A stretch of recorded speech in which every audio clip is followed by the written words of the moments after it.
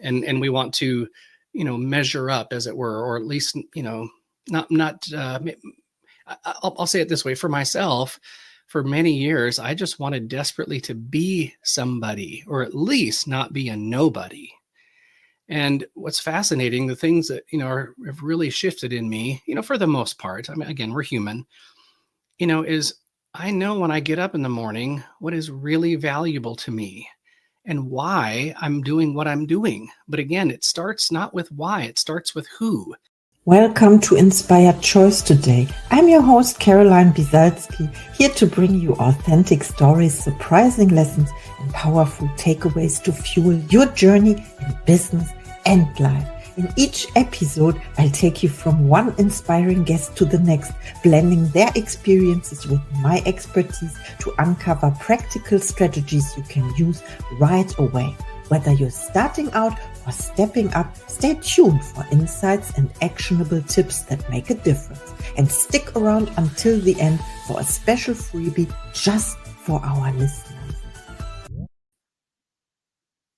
Hello and welcome, Inspired Podcast community. This is your new episode. My name is Caroline and my today's guest is David Ask, and I'm so happy that he said yes to our interview. How are you doing today? Caroline, I'm doing great today. Thanks for having me. Exciting. Our upcoming interview. Of course, I would like to introduce you to the audience first. You are an entrepreneur with products in over 3,700 retail stores, including major brands like the Home Depot, Lowe's, and True Value Hardware. As the lead coach for the True North Resiliency Program, you work closely with Dr. Andy Garrett to help individuals discover their core identity. You champion the idea that understanding who you are is key to unlocking your why. You are also writing a book, The Guardians of Grit, which is focused on empowering fathers to raise resilient and unstoppable young people. Welcome to the Inspired Podcast, David. Hey, thank you so much. Thanks for having me here. And I ask you the first question. It is, how has discovering who you are shaped your own entrepreneurial journey and success? Such a great question. I'll kind of paint a little bit of an umbrella, picture first. We all have a unique, fingerprint. We have a unique retina scan. There's technology, of course, where you can identify people, based upon such things. But of course, right, we all have such a unique, heart, a soul. There's something so different about every one of us, down to our very DNA, which can, never be duplicated. And what I think is fascinating, a lot of people, including myself for a long time, had a bit of a, kind of a vague understanding, of who I was, and uniquely, like, what are those things that really light me up? And, what are my unique kind of the hierarchy of values and convictions and virtues and things like that. And I like to say, by the way, Caroline, I like the word goosebumps. What is it that gives you goosebumps? Like when you hear something inspired, when you hear something that's, very meaningful to you, it kind of puts, chill bumps on your arms or something like that. So for everybody though, when you put all those things together, it's really unique. And so to answer your question, when I started to, identify, right, identity, when I started to literally write down the things that really were unique to my psyche and my soul, it was amazing how, I started to gravitate to things that seemed genuine, that seemed natural, that seemed like they were, very authentic, right? We get that word authenticity from the word author, right? What did God, author in us, right? We didn't make us. So, someone else made me. I didn't choose any of this stuff. But when you identify, what God put in you, man, it's amazing how you start to operate in your own authenticity and you feel natural and normal. And for years I struggled with that. I thought identity was something that you achieved. So yeah, it's been kind of an interesting and a bit of a long journey, but I definitely feel, well more at home in my own skin now. Wow, I love your answer. So identifying what God put in you. I call it how he meant you to be, something Yeah. like that. Yeah. Or yeah, it's the same thing. Like how were you intended to be, right? This is, I Yeah. think, the correct English I like it. version. Yeah. I'm just, yeah, you were intended. It's like the David from Michelangelo, Oh, the yeah. block, and then he said he removed everything that was not David. So we are constantly, we are not, and you said identity is something you earn Mm. or gain or however, and it is like he's just letting how he removed what's not David. Yeah. I love Yeah, that. I your name is David. Oh my God, I don't yeah. know what your name is. It is you in the Well, marble. well, I like that. I remember hearing that years ago. I hadn't thought about that in a long time, but it's really true. There's so much that we, again, I'm getting kind of deep here, but when you're growing up, right, you have wounds, you have, things that are said to you and that happen to you and messages that you receive from, all types of sources, right? Family members and marketing, you name it. And you end up kind of covering up, so much of just who you are. And when you start kind of removing some of that unneeded, junk, all of a sudden, the real person starts to emerge and you kind of start to live and breathe in a much freer fashion. Oh, so true. Thank you for sharing. Yes, it's so important. And you said it is deep. It's a deep subject Yeah. because you can. Oh, I think you know this exercise because you talk about who you are and then find your why. You know this exercise 7 times why or something. When you ask, you keep on asking, and this is Yeah. also your name. Your name. So you ask 7 times why, and I yet love then you that. get deeper and deeper. Yes, I love that too. Okay, my next question, because I don't want to. So, can you share how the True North Resiliency Program helps individuals find their inner strength and purpose? Yes, absolutely. So I met Dr. Andy Garrett. He's now a dear friend and we work together, of course, but I met him about 6 years ago. And, it's interesting. I mean, I forget who originally said this. There's nothing new under the sun, right? At the same time, it's amazing how, one person can say something in a different way or in a unique progression that really helps you to understand some concepts and maybe even disarm, or remove some, fear or, confusion around something. So when I met Dr. Andy, he just started basically just asking the right questions in the right progression. And, it really started to kind of unveil, who I was and who I'm not and so on. And, it's amazing. Yeah, again, when you just start dialing in on those things, this idea of actually let me back up. I'm going to explain the term resilience and the term like grit. Those two things are different, and a lot of people lump those together. So resiliency is simply just this idea of bouncing back quicker. So he actually has an analogy where, if you take, say, a basketball and you bounce it on the ground really hard, well, for a split second it loses its shape, right? But when it bounces back, as it were, it goes back to a definable, measurable circumference. It's literally something you can name and put parameters on. Well, we're kind of like that as well. So when you've identified, who am I uniquely? What is it that motivates me? What are my strengths and how I want to apply those things? What are my convictions, my values, my virtues? Those are all different things, by the way. And again, a lot of people just lump all that stuff together. And what is it that gives me goosebumps, right? What is it that lights me up? Well, when you get knocked down, and that's a bit of a metaphor, it's not a matter of, I'm not just getting up quickly because I'm embarrassed, right? If you fall in the mud, I'm going to get up, and just because I'm embarrassed, I'm going to run out of the room, or whatever that is.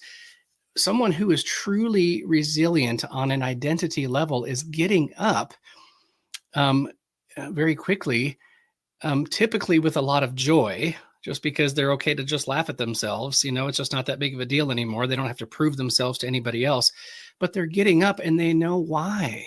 They know that they know the mission that they're on. They know that the mission is critical. They know that the mission means a lot to them. So of course, when you have that sense of identity, true north, and you've defined what is it that's valuable to me. Well, you're getting up for a very specific reason, as opposed to, I don't want to be down because I'm embarrassed or I'm people pleasing or I have shame or something around that. So this idea of grit, doing something like how does true north then really help you build a life? Well, life is hard, right? Life can not only be really difficult, it can be absolutely brutal. But if you want to build a good life, for yourself and for those you love, you're going to have some staying power. You're going to have some grit. You're going to have, some people call it moxie. It's like this idea that I need to do hard things over a long period of time because what's on the other side of that hill, as it were, is worth fighting for. So grit is really this idea that I'm building an internal motivation because I believe that what's on the other side of that hill is worth fighting for.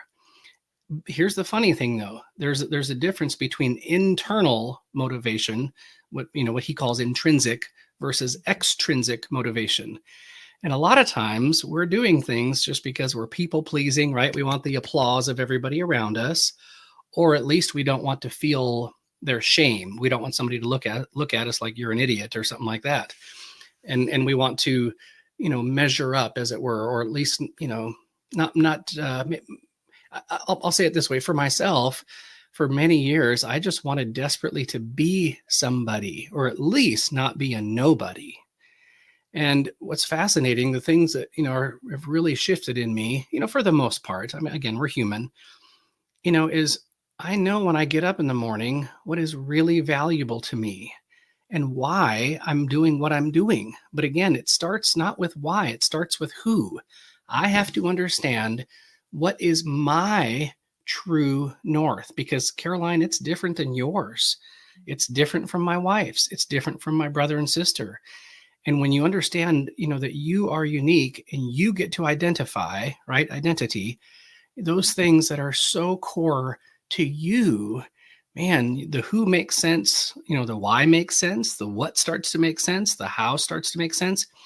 And here's the neat thing, whether it's an obstacle or an opportunity, you've then Andy Garrett, Dr. Garrett says you've predetermined the things that you're going to say yes and no to, whether it's an obstacle or an opportunity, which is really life-changing. Most people kind of, lick their finger and hold it up in the air, and whichever way the wind is blowing, there they go.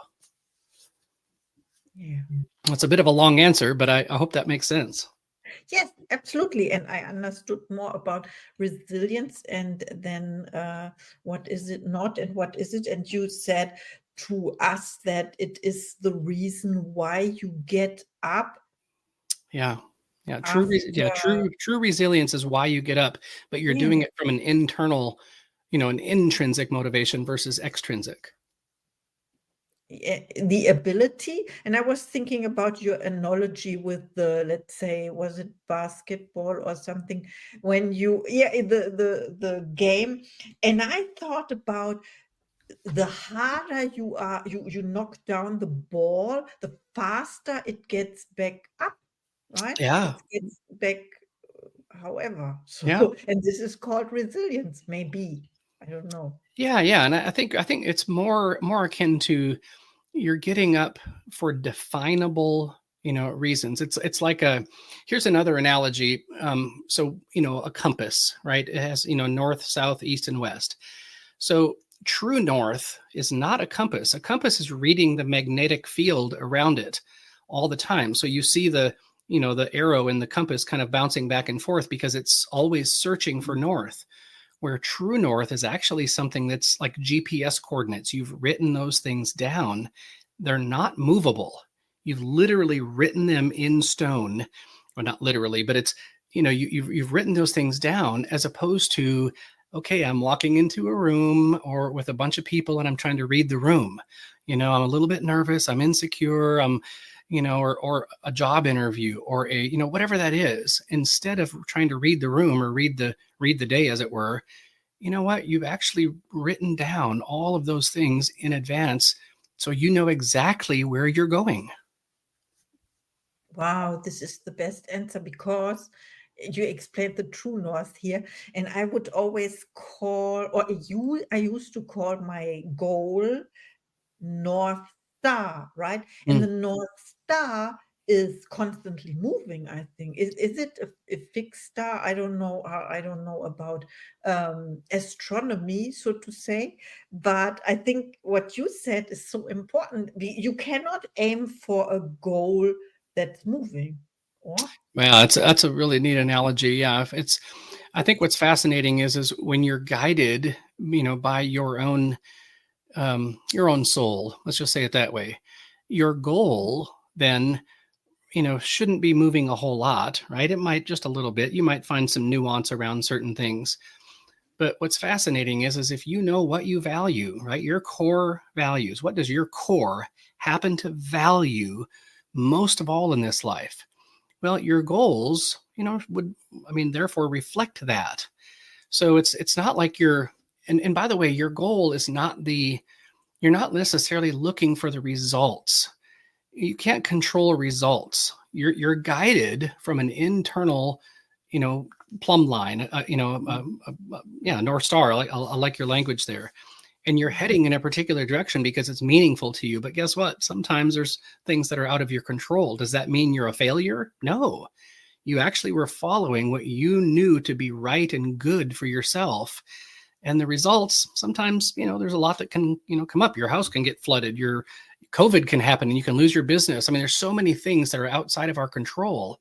But if you're guided by that, that internal plumb line, then you start to feel, rather at home and confident in who you are and what you're shooting for. Oh, I absolutely understand. So I learned something new, which is obvious, but not it is overlooked that when you talk about core values, right? Yeah. It is, I think you call it, the name is core values because they don't change. You Yeah. talked about identifying them, and then you know exactly where you're going. And this Yeah. is the true north. Yeah. Yeah. Yeah. Wow, I like this. Yeah. Mhm. I I like that. learned something. Okay, I have another question for Yeah. you. Sure. What inspired you to write The Guardians of Grit, and how can fathers apply its lessons to raise resilient children? Yeah. So I'm still in the process of writing that. I would say that, obviously, you know, children need to be raised, right? We talk about raising children. Well, what does that really mean? I like to use the phrase, we're causing them to rise, but not, to be like me, right? I don't want them to be like their dad for that matter. I want them to rise into their uniqueness. There's one of my favorite quotes. I feel like a broken record here because I mention this on almost every interview, but Benjamin Disraeli, who was a former PM of England back in the day, he said, "The greatest good you can do for another is not to share with him your riches, but to reveal to him his own."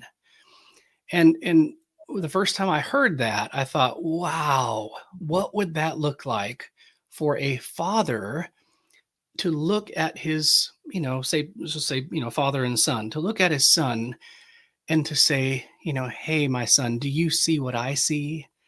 I'm going to get the shovel out and just start digging and to find out what is just not just true about you, but what are the truest things about you that rise to the top, because I want to bring those out of you. I want to help you identify, right? Identity, all of that beauty and courage and honor and dignity and nobility. And what is it that gives you goosebumps, right? And I'm going to get underneath that and lift that up and cause that to rise. What if every dad did that? And what I feel like is happening for the most part, most dads are in survival mode, right? They're just trying to hold it together. Their parents didn't cause them to rise. It was more get out there and make a living, don't be a jerk, and be really nice. Just this really vague understanding about what success looks like. And I think that, this idea of being a guardian would presuppose that you understand these concepts, because you cannot give away something you don't have, right? I mean, if my son says, Dad, I need $100, and I don't have it, I can't give it to him. If my son comes to me and says, Dad, how do I navigate, this particular situation? If I don't know how to do that, I can't help him. So I'm going after the guardians, right? I don't care if you're a mom, a dad, a coach, a mentor. If you have someone younger under your care, you have to understand these concepts for yourself if you plan to love somebody well, to cause them to rise. So when you start to identify what are the most powerful, courageous, precious, goosebump driven, places inside of you, well, guess what? Then you can start to do that for other people. So my goal in writing The Guardians of Grit, is to largely help dads. Of course, I'm a man, so I'm pretty partial to fatherhood, and I love being a dad. I have a 19-year-old and a 17-year-old, and I'm just a really, really proud father. I've got wonderful children. And yeah, that's kind of the main reason I'm doing this. Wow, this is so amazing what you said. And again, the David in the marble block. Yeah. It is so when we stay to this analogy, it is Michelangelo not revealing himself to the world, but showing the beauties of David. And this is what you said, showing the other person their beauty. And I wanted to say, Yeah. because you used another word, but earlier you used the word value. And I think we have to value ourselves first. And this is when you said you cannot share something you do not have, right? So you have to value yourself first as a parent. And Yeah. then you can give that or show how to do this to your children. I love that. And I think, part of it is this idea of being a confident person, let alone a parent. And confidence is driven, because you've identified all of that bedrock and you're actually operating, off of that matrix, right? You know your values and you're making decisions based upon those values. And it breeds a lot of confidence. Therefore, you can actually look at your children, or the mailman for that matter, right? And anybody, and have a dignified, honorable conversation about very meaningful things, because you've established that for yourself. But if you haven't, good luck with that. Yes. And once again, what you shared in the beginning, it starts by identifying who you are in order to find your why. And this is then your true north that gets you up every morning, every day, whatever you do. Yeah. I think, yeah, we can understand this. And please share where we can find you if you have special offers or services for the Inspired Podcast community. And now it's time for your last thoughts as well to the audience. Yeah. Well, first of all, thank you for having me. And yeah, if anybody wants to reach out, just go to my website, David Ask. So it's davidask.com, like it's like ask. And you know what? I'll leave you with that quote again. I love this quote. So whether you're a friend, a husband, a wife, a father, mother, whatever that is, the greatest good you can do for another is not to share with him your riches, but to reveal to him his own. And I think that, for those of us who want to bless someone else, what's more impactful? Is it, hey, nice shirt, I like your shoes, or something, compliment like that? Or is it, hey, Caroline, I love how you show up this way. I love when you say this type of thing because I can tell it's meaningful to you. When you compliment someone's character, right? How about this? When you validate someone's character and how they operate in that sphere, you change their life, as opposed to telling them that they have nice shoes or something. It's the inner beauty. Yeah.